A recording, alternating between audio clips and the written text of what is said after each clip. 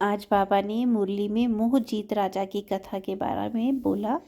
तो अब अभी हम मोहजीत राजा की जो कथा क्या है वो सुनते हैं। बाबा ने उसका आध्यात्मिक रहस्य भी बताया, तो हम पहले कथा सुनते हैं कि फिर उसका आध्यात्मिक रहस्य बोलेंगे। एक बार एक राजकुमार अपने कई सैनिकों के साथ शिकार पर गया। वह बहुत अच्छा शिकारी था। शिकार के पीछे वह इतना दूर निकल गया कि सारे सिपाही पीछे छूट गए। अकेला पड़ने का एहसास होते ही वह रुक गया। उसे प्यास लग रही थी। उसे पास में ही एक कुटिया दिखाई दी। वहाँ एक संत ध्यान मगन होकर बैठे थे। राजकुमार ने संत के पास जाकर पानी मांगा। संत ने राजकुमार का परिचय पूछा। राजकुमार ने संत से कहा कि वह एक राजा का लड़का है जिसने अपने मोह को जीत लिया है। संत बोला, असंभव, एक राजा और मोह पर विजय।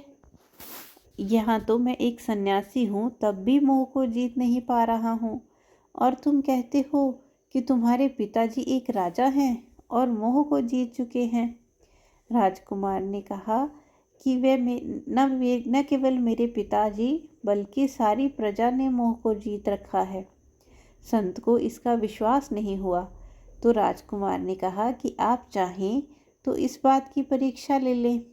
संत ने राजकुमार की कमीज मांगी और उसे कुछ और पहनने को दिया।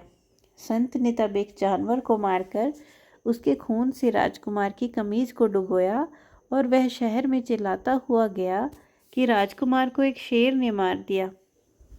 शहर के लोग कहने लगे, अगर वह चला गया तो क्या हुआ? आप क्यों चिल्ला रहे हो? वह उसका भाग्य था। संत ने सोचा कि प्रजा नहीं चाहती होगी कि राजकुमार भविष्य में राजा बने, इसलिए इस तरह की प्रतिक्रिया व्यक्त कर रही है। संत महल में गया और राजकुमार की मौत की बात उसके भाई बहन को सुनाई। उन्होंने कहा कि अब तक वह हमारा भाई था, अब और किसी का भाई बन जाएगा। कोई हमेशा के लिए तो साथ नहीं रह सकता, इसलिए रोने और चिल्लाने की आवश्यकता नहीं है। संत को लगा कि बहन को दूसरा भाई अधिक पसंद है और भाई खुश है कि उसे अब राज्य मिलेगा, इसलिए दोनों ने ऐसी प्रतिक्रिया व्यक्त की। फिर वह पिता के पास गया और खबर सुनाई। पिता बोले, आत्मा तो अमर और अविनाशी है, इसलिए चिल्लाने की कोई ज़रूरत नहीं है। वह मेरा पुत्र था, इसलिए मैंने सोचा कि वह राजा बनने वाला है, लेकिन अब दूसरे पुत्र को राज्य मिलेगा। मैं उसे वापस नहीं ला सकता हूँ, इसलिए दुख क्यों करूँ?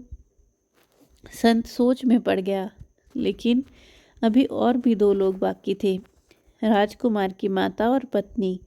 संत ने सोचा ये 2 व्यक्ति तो जरूर व्याकुल होंगे, लेकिन वहाँ से भी वैसा ही उत्तर पाकर संत आश्चर्य में पड़ गया। उसे अपने आप पर ही विश्वास नहीं हो रहा था कि वह सच देख रहा है। आखिर हार कर उसने अपने आने का उद्देश्य और राजकुमार के जिंदा होने की बात सबको सुना दी।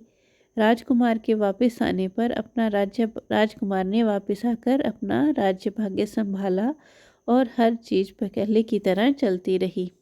आध्यात्मिक भाव है हम इस कहानी का कि मोह 5 विकारों में से एक है।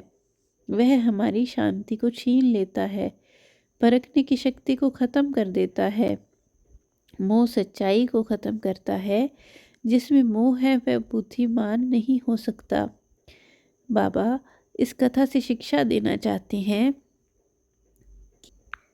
न हमें दूसरों में मोह हो और न ही दूसरों का मोह हम में हो, तभी हम विश्व के मालिक बन सकते हैं।